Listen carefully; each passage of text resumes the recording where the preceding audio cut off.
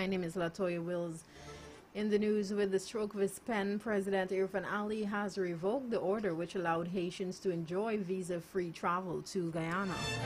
The revocation took effect June 22 and essentially forces Haitian nationals to apply for and be interviewed for a visa before they are allowed entry into Guyana. The move by the president came on the same day that Attorney General announced that the government has decided to move in the direction of reinstituting visa requirements for Haitians and Cubans. The revocation order signed by the president only addresses Haitians, removing Haiti from the list of countries allowed visa-free travel and an automatic 6-month stay on entry. The Attorney General has argued that a move to reinstitute the visa requirement is based on suspected smuggling of Haitian nationals through Guyana. Haitians usually fly into Guyana via Barbados and Panama and travel to neighboring Brazil or French Guiana, where there are large Haitian populations. The opposition has accused the government of going against the principles of CARICOM by putting the visa requirement back in place.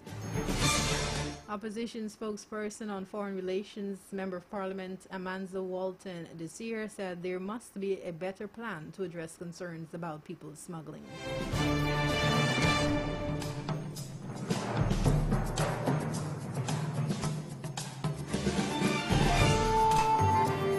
When the tide is low or unusually high, offloading passengers at the Stabroek and Vredenhoop stellings on either side of the Demerara River becomes a challenge, and as such, some of the Demerara boat operators have called for an extension of the stellings and the construction of additional stairs. These renovations, operators say, would provide much-needed assistance to passengers and operators alike. One operator said that there are about 58 speedboats operating between the Stabroek and Vredenhoop stellings. At rush hour, however, the 2 stairs that passengers use to disembark from either stellings do not suffice. The low tide, the boat captain said, usually exacerbates the situation. Then the boats are unable to dock closer to the stelling, and as such it takes longer to offload passengers. And there is a buildup of boats at the location. One passenger who has been one captain and operator rather, who has been operating for almost 30 years, explained that when the water is low, it becomes risky for passengers to disembark from the speedboats. According to him, they would have to slowly stretch across onto the stairs before getting onto the stelling. Like the previous boat captain, he said that renovations to the stelling and the construction of additional stairs would allow for an easier flow of passengers. Additionally, he said that it would become safer for people to traverse. This morning the tide was low, and media observed how challenging it was for boats to get to the stelling and offload passengers. The boat operators had to maneuver from the river into the stelling area and carefully allow passengers to disembark.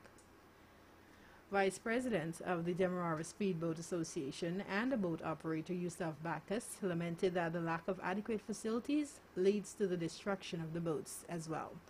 He's calling for dredging works to be done to clear the channels leading into the 2 stellings.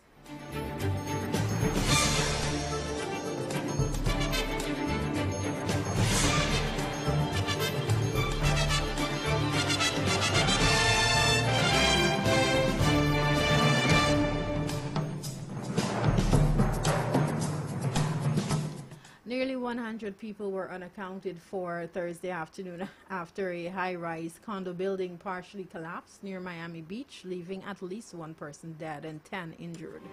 Authorities got a call about the collapse at the 12-story building in Surfside, a town in Florida's Miami-Dade County, around 1:30 a.m. Eastern Time, officials said during a morning news conference. The Assistant Chief of Operations for Miami-Dade Fire Rescue said that of the building's 136 units, 55 in the Northeast Corridor collapsed.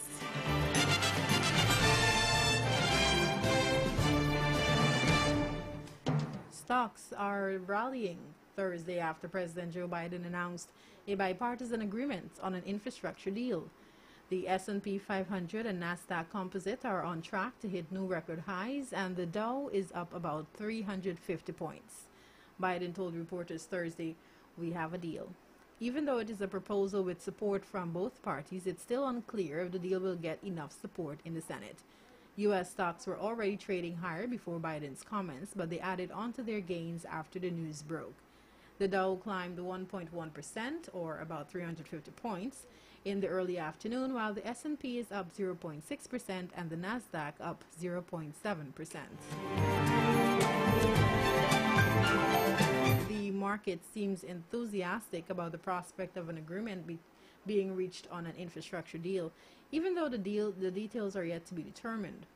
Head of Investment Management for Commonwealth Financial Network emailed in comments, the plan will amount to $1.2 trillion over 8 years, with $559 billion in new spending. Multiple sources familiar with the matter related. That means the new proposal would be much smaller than the president's initial $2.25 trillion plan.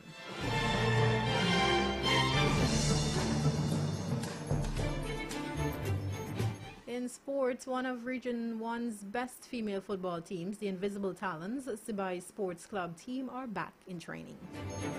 The players who have been fully vaccinated are hoping to compete in the 2021 Amerindian Heritage Games if those games take place in September. In 2019, when the then Ministry of Indigenous Affairs last held the games, the Marva Benjamin captain's side had finished as semi-finalists. Among the big names who are back on the field are star striker Fiona Benjamin, number 10, Ravina Benjamin, and defender Candace Benjamin.